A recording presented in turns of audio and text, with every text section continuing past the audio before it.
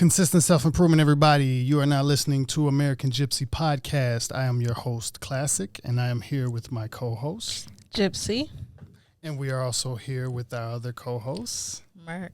What up? And today we like to start today off by saying thank you to our donators, and thank you also to a very special donator of ours, which is also a friend of the family. Dino Yamana, thank you for your great donation that we recently received from you, and we really appreciate it. And also Jackie Bebenroth. Jackie, thank you so much as well for your recent donation as well. We're going to start acknowledging our donators, and hopefully we'll get into sponsors and stuff in the future. Speaking of that, we also like to send a shout out to Jackfruit Cafe, vegan restaurant here in Los Angeles, California. I can't remember her name exactly. No. But the owner, we like to send a shout out to her. It's a growing restaurant. Like to put, a lot of black-owned restaurants on the map as well, and just, say thank you to people that we recognize that, we help them and they help us as well. So we're also celebrating our 100th episode of the podcast. Yes. I know we should have the thing closer. But you get the picture. We don't have our Jamie. Right. But we can. That's why it's important to support the podcast. Yes, but we have released over 100 episodes in total. It's been quite the experience. Season 1 started off kind of weird with 17 episodes, and it came to an abrupt stop due to some weather terms as we talked about before. She don't really like for me to mention damage to the studio. That's what he means. And damage then to the studio, and now we're back in season 2. So, like I said, 17 episodes, season 1. You can do the math on season 2. A lot of hard work from gypC. She does a lot of the tech stuff. So when you're emailing or, even a lot of the posts on American gypC, a lot of that is her posting as well. So, hats off to thank you. The hard worker of American gypC as well. And it's, it's growing. Got a chance to shout out as well to Samson Fletcher. Just successfully had his first boot camp at Iron Addicts Gym. I got a chance to go and capture that moment, do some photography stuff there, and it was a really, really great energy.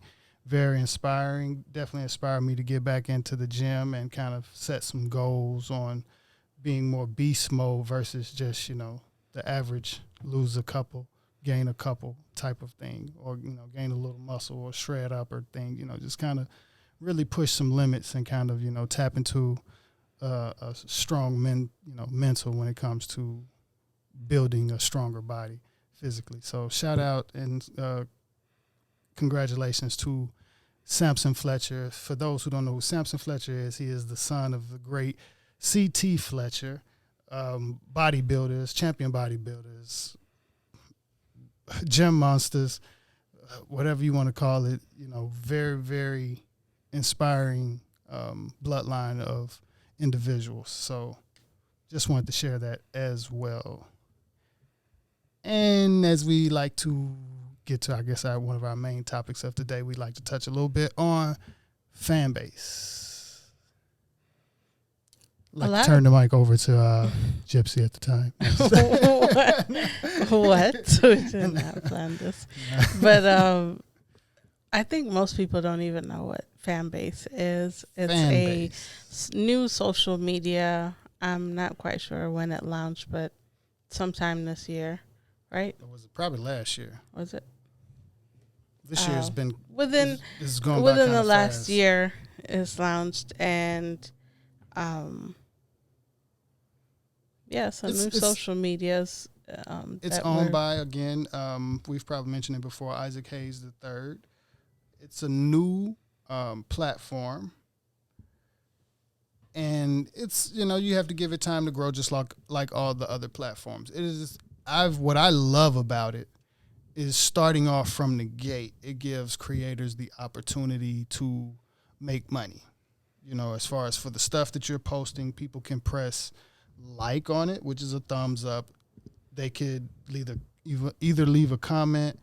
They can press the heart, which is a love. You have to pay for loves, or I guess what's the other option? I can't remember. So basically, they let you get they let you buy loves in bundles for like $5.99, $9.99. There's different price points, anyways, and you can start applying it to different people's posts. And I think each one gives them, a few cents to $1. I don't know how much it is, but yeah, you can give people love. Another way to monetize. You can also subscribe. So before, I think YouTube just started doing this, but there's not too many places you can have like a membership type thing set up with your content. So this kind of integrates it into the social media. So there's a lot of different ways to monetize on the platform.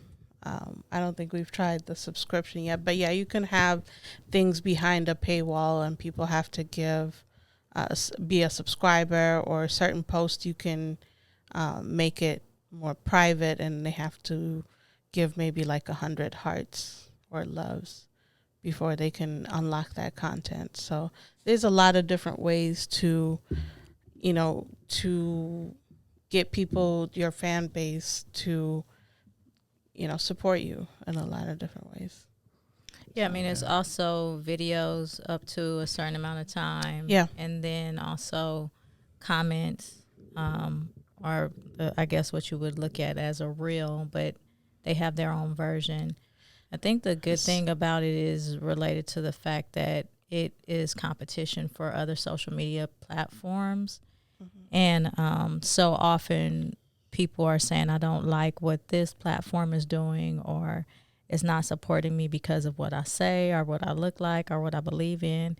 And it's an opportunity to embrace a business that is Black owned. And is focused on giving back, like you said, Kwame, to the people who are producing content. And I just think even though we might not know the exact numbers or terms, it's important for people to explore. This is the thing about news. Everyone just expects someone else to tell them exactly what it is, and then they eat that up and then they base their opinion on that. But as subscribers, our potential subscribers, I would encourage people to just check out the website and do a little bit more research on the history, how it came to be. They closed funding on the 30th of April, and they met their goal of 30 million. So there's something there. Yeah. I think that I was reading that they got 100,000 unique users within a year with no advertising. So you can only imagine what's going to happen once that advertising gets out there. And there are some really user-friendly tutorials and explanations videos based on your level of knowledge for the app already. So you can be a beginner and take advantage, or intermediate or expert. So I like that there's these tutorials that exist depending on your level, and they make them easily accessible, and their tagline is kind of like, can your app do that?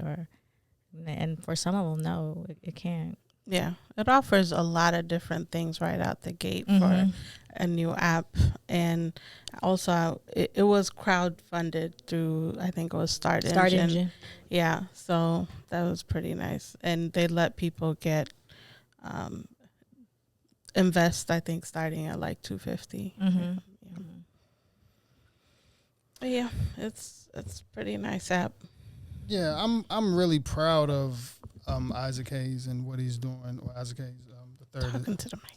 I'm really proud of Isaac Hayes the third and what he's doing with that app, because that's really a major accomplishment, even as as a overall community of creators, we often look for something that just doesn't, of course, we all know Instagram is kind of hard to build a following, and the people that made Instagram, they are pretty greedy. I know the app is new now and understanding how business works to a certain degree, but TikTok has, its issues, but it has its pros and it has its cons. Some content creators are still, dealing with, of course, the censorship thing. You don't have that right now with fan base. I'm gonna say right now because, of course, eventually you're gonna have trolls, and then eventually you're gonna have to have some type of limitations on things, probably in the future, the way, social media or the internet works. But sometimes too with Instagram, and Instagram is owned by Facebook, because True. they rely on their ads for money. Like, a lot of the algorithm is based on that. So it's not necessarily to benefit the user or the content creator.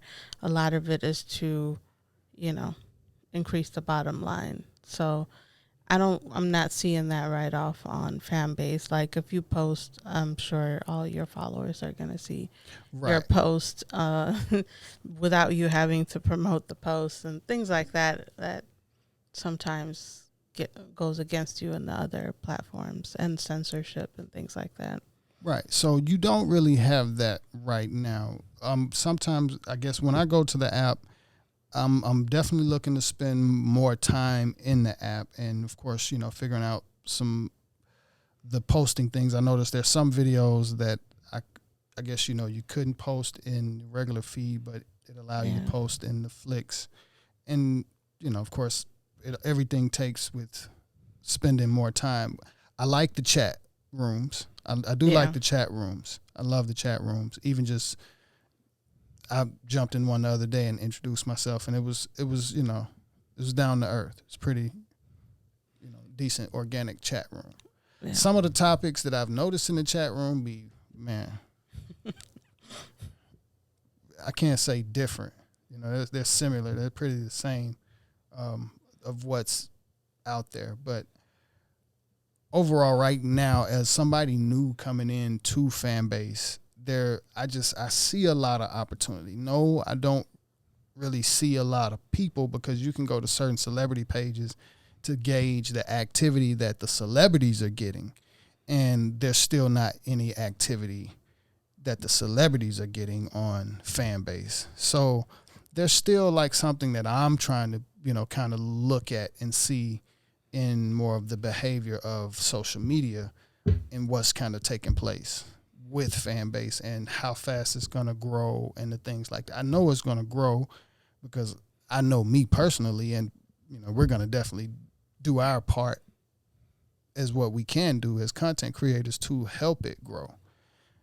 Not saying nobody else is out there doing the same thing, but you're seeing the content out there. It's just you're not quite seeing the engagement or the activities that you still probably don't see on your personal page sometimes, I guess, depending on how many people you're following. Because I know right now I'm not following any people, but even like if I go to search is still kind of, I'm not gonna say troll, but it's more like you can really take over the search with the hashtags. I like that. It makes sense. But, some people just go extreme, and they're everything, they're going to hashtag everything just so that they show up in the search.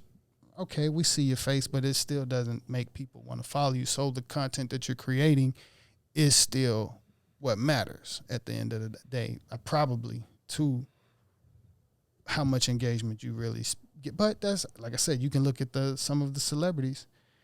I just don't see the engagement at the moment. And, I would like to see, I was hoping to see a lot more engagement. And I'm, plan on seeing more engagement in the future. I think some people might just be waiting for the people to get on it just so they can, just to have more audience to promote their content to. But that requires the people, but that's not even, but that goes back to helping viewers. the platform, because the content creator really is what is going to drive the people to come to the platform.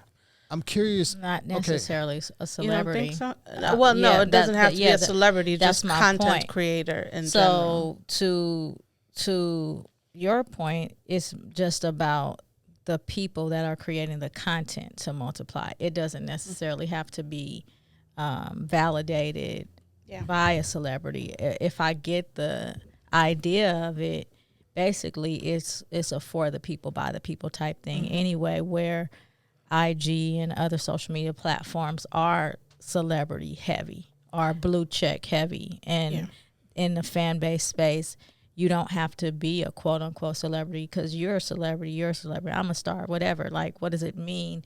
Celebrity, that's a loaded term, but like, you should be able to engage with people based on your talent and abilities, not based on the fact that a whole bunch of other people said somebody is talented and they're trash. Or, in our opinion, not trash, that's a harsh word, but their music is not that great, or the content that they're offering. Like you said, those chat rooms, some of them are different, but they're not that different than the other stuff that we've already seen, where it's like, okay, so this is what y'all talking about.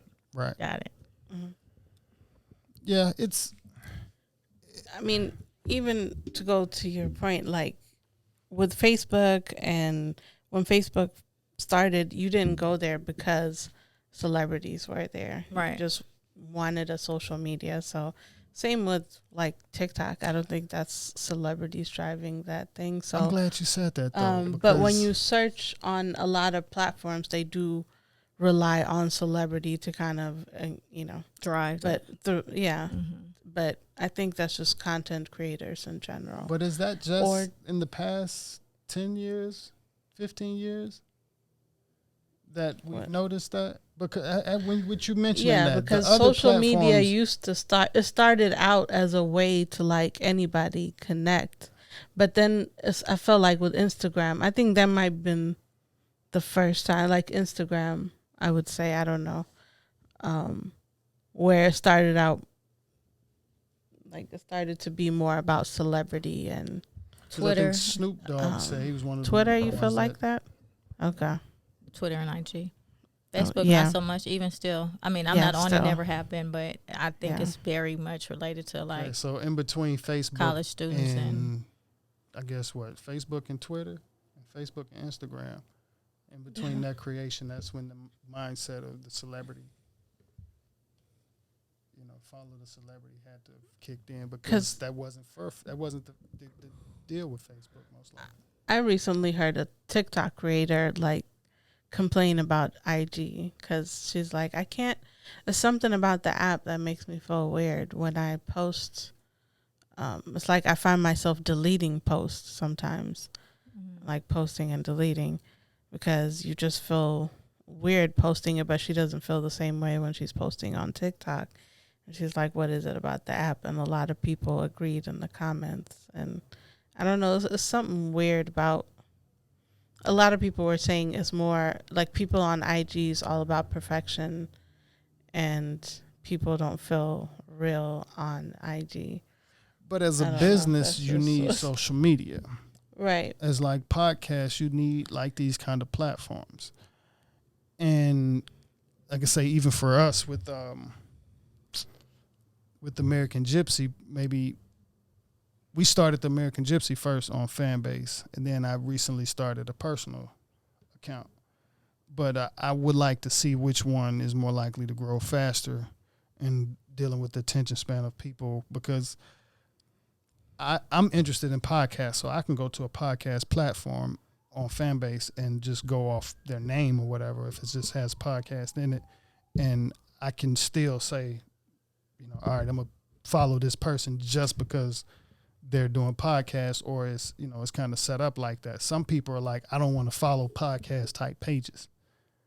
That might be a mindset as well, to where if it's not a personal person, they may not be interested. Personal or a celebrity or something like that.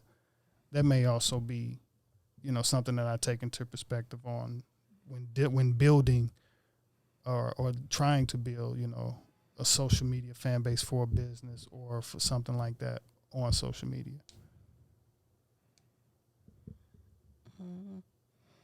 You don't think they think like that? Oh, I don't know. Do you follow? Yeah, I follow what you're saying. I'm just saying I don't know. But that's just how I even looking at some of the fan base pages or just looking at pages to find people to follow on fan base. Every platform has its own, like, I don't know what to call it. Personality. Yeah. So it's kind of, I didn't get to quite consume all of fan base to kind of assess what's the personality for fan base, but there's not too much engagement in terms of podcasts. Not yet. Yeah, not yet. But the pages are there. That's the thing. People are making the pages. That's something you can notice, that they've made certain pages and then they're basically waiting on the app to grow. And they'll probably make their way back. Yeah. Yeah, we looked at the hashtags that let you see, what's the top hashtags that people have contributed to. And the first one, after the Explorer page is love, which kind of surprised me, which was nice. That's really good. Yeah, that is. I think one of the terms that they want to be a part of the app is to spread love when you're buying the hearts. So that's pretty cool that hashtag is the number one. Yeah, that says a lot. Where was number 2? You said one was Explorer I don't know. Page. The Explorer page, I think, is that just computer generated, or is that just because that's like just hashtag though. So I guess they still putting hashtag Explorer page. Yeah, got it. Okay. So to that point, I'd like to just change lanes a little bit. Time is of the essence on my end. And there's a couple of things that I wanted to talk about, if you all are okay with that. Yeah. Fan base. So I just want to bring the topic full circle back to the fact that this is the 100th podcast. Yes. And you recognize Lou, which again, you do an amazing job behind the scenes, in front of the scenes, and probably stuff I don't even know about. But Kwame, you as well, you have so many ideas and you have an energy about life in general and just enthusiasm about this space and where you see it going. And I think that the two of you combined have created a awesome space. Consistent self-improvement lends itself to so many things. And the branch, which is this podcast, has really been a space for me to be able to grow and learn. And I'm still learning, as I watch you guys set up and prepare and mess with the mics or the cameras and the headphones and just the whole, I would say, collaboration. And it takes a lot to run a business, and you wanted to commend Isaac Hayes Jr., or the third rather, for his contribution. But I also think you guys have to give each other your flowers and really step in your space and honor yourself because of what you're putting out there. It's not easy to do what you do in addition to all the other responsibilities that you have. And I'd like to get to a question finally, because I know I'm doing a lot of praising, but I think that's something that we have to do.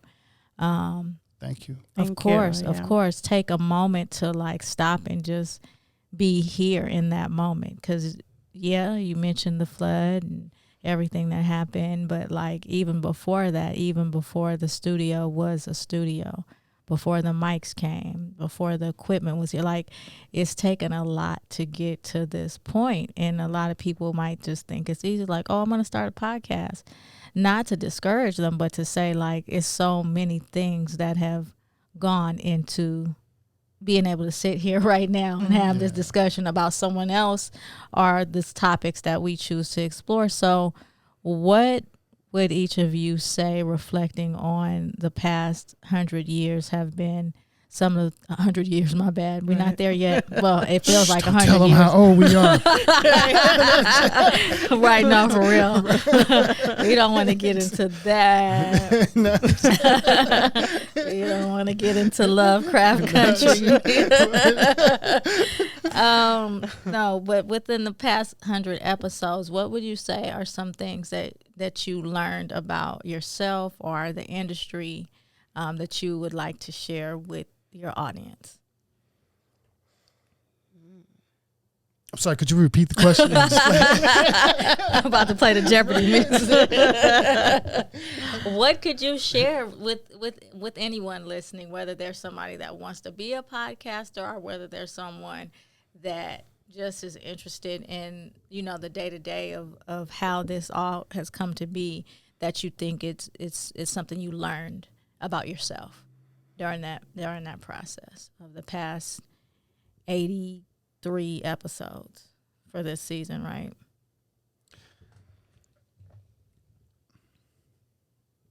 It's like, I remember my pops was asked, what did he learn out of the 70 years of living? It's funny that he said that karma is real. But I guess even for me to come to look at this, and to look at the whole package of hard work and kind of looking at life in general, just kind of looking at things. Man, take the time to think and just really observe life a little bit more than average. I think if that was me, because we are often told, to work. But I feel like, don't forget. I can say along that path, don't forget to take the time to think. And don't wait for the world to shut down for about a year or two. Don't be afraid to just stop and think for a minute for yourself. Listen to that inner dialogue. You don't have inner dialogue? I remember that clip. But, that's, trust that. Trust your inner dialogue sometimes. Trust yourself. Trust yourself. Mm-hmm. Definitely. Yeah, and don't be scared to talk to a lot of different people that you might. Because one thing... and forgive. Forgive. I'm sorry. Forgot that one. Forgive. Forgive. Yeah. Forgive. Man. Whew. Forgive. That shit gets heavy. No, it's about forgiveness. Man, forgive. Because it gets heavy. The longer life gets, the more people you're going to have to learn how to forgive. So just, forgive. I've been trying to get down. India, to the heart of the matter. What would you say? So what I've learned especially from season 2 and that process, because a lot of season 2, we talked to people that we haven't met previous to talking to them on the podcast or engaging with them before you get on. Yeah. And we went through Matchmaker, so that's why a lot of different types of people .fm. from all .fm, sure. And we had a lot of different people from all walks of life, from all over the world, reach out to us. And they were all different, but there was, in talking to each person, it unlocks something. You learn something. Some of it you don't realize until a few days later or whatever. But, I was grateful that I talked to each person because it allowed me to kind of see. Sorry, I lost my train. You're grateful that you talked to each person because it allowed you to see the commonality, because you were saying everybody's so different, people. But there was a certain theme with all of them. Yeah, so you get a lot of different perspective from talking to different people, because sometimes you're in a bubble, especially with the way the world is set up. You kind of, whether it's at work or in social settings, you're kind of cliquish, and you kind of when you add all of it up, most of your world is kind of you living in your bubble and with people you've set up that are like similar to you, and sometimes stepping out of that bubble, which this podcast allowed us to do, gives you a lot of different perspective. And even with someone that you don't agree with their idea, it still helps give you perspective or helps you piece together something that you thought of, or, you know, it's just, anyway, that's all. That's what I got from it. One of the things that I got from it is just being open to talking to a lot of different people, stepping out of your bubble.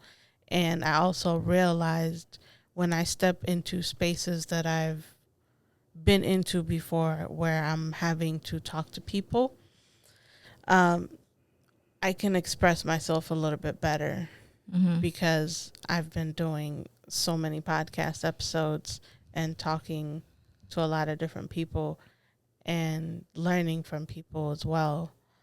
And that kind of helped me express myself a little bit better in other settings that I've previously been in. So, yeah. Got it. And it definitely helps you grow as far as the podcast thing, you know, when you're talking to those kind of people, a lot of different kind of people. Yeah. Well, that's the hope, is that we listen to one another more so that we can understand each other's perspective. And I think that goes with what you were saying earlier about forgiveness, because there has to be some sort of communication.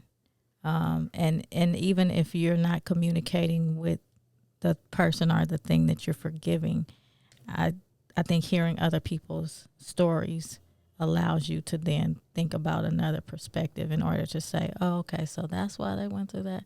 Maybe I can apply that to this situation here and offer them some compassion or some grace or just understanding, you know, and something that is I wouldn't say it's difficult for me, but it's something that I've kept coming back through or back to in life is patience.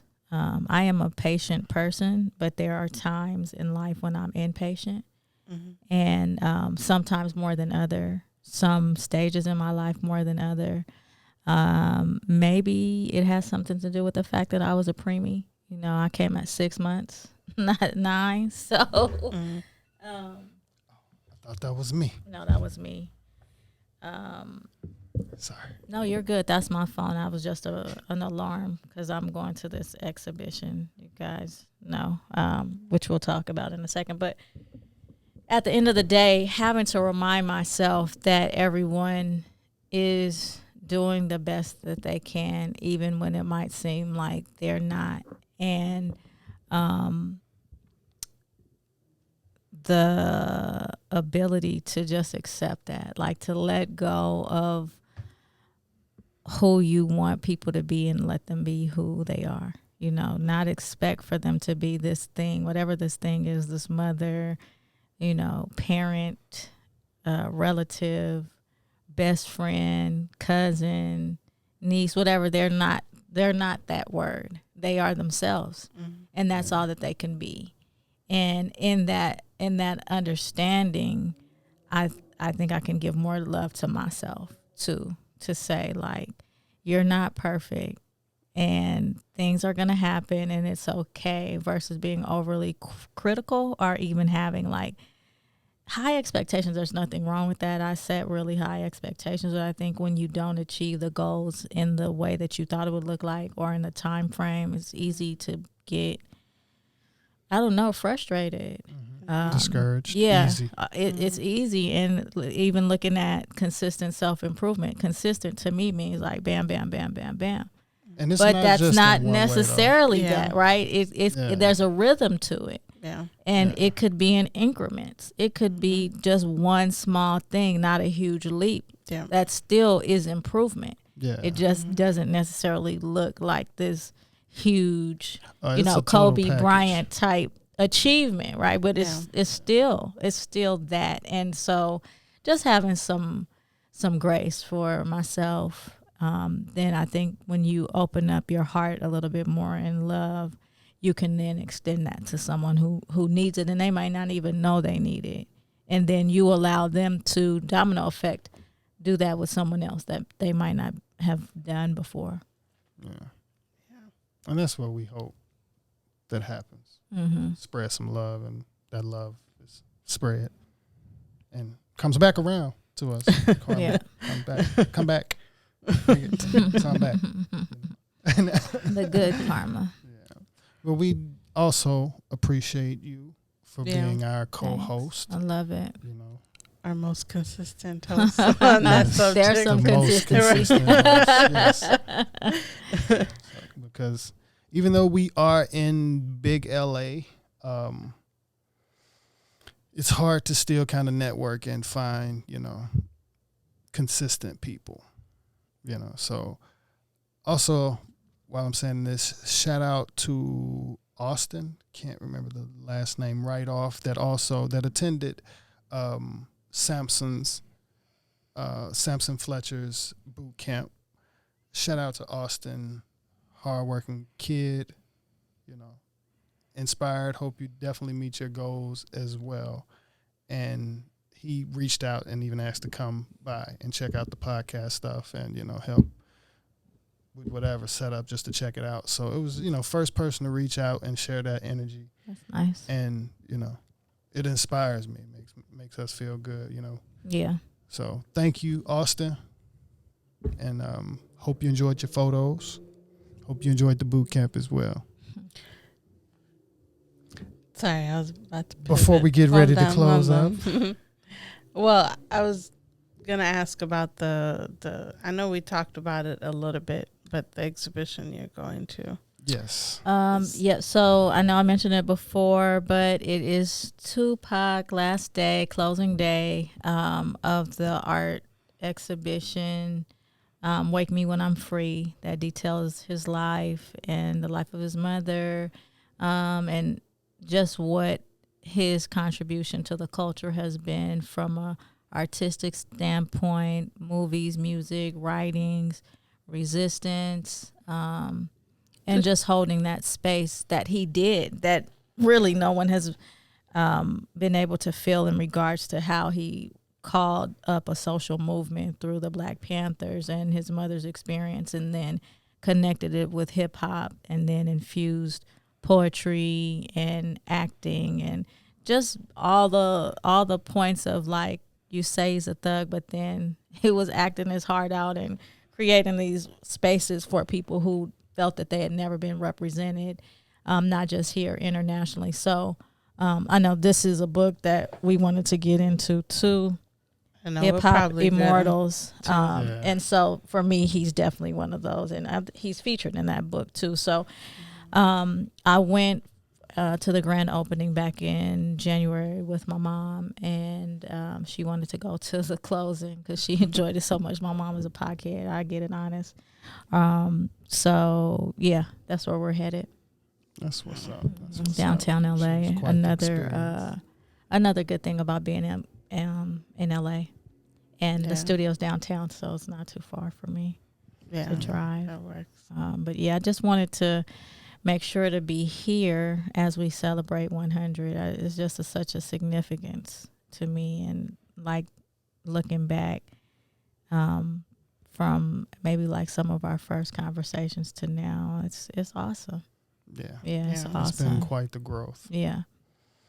So I'm excited just about the next guest and about the future iterations, and there's things to come. You keep saying under construction, and I think it's I don't even know if it's construction. It's buildings. It's buildings on top of buildings. This is the first setup, so I'm sure they're like, man, I guess they switched it up a little bit. Yeah, first time. Yep, changes. But that's the thing about consistent self-improvement being our motto is, you never feel like you're done. It's always improving. So we're always, you can count on us to keep improving this show.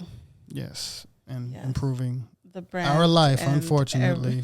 We go through some ups and downs just like everybody else, but Don't let the ocean thing fool you. It's it's just about getting up, going to the ocean. There's nothing too much other than somebody at the beach taking pictures. Go ahead and get up and go to the beach, people. Get that water.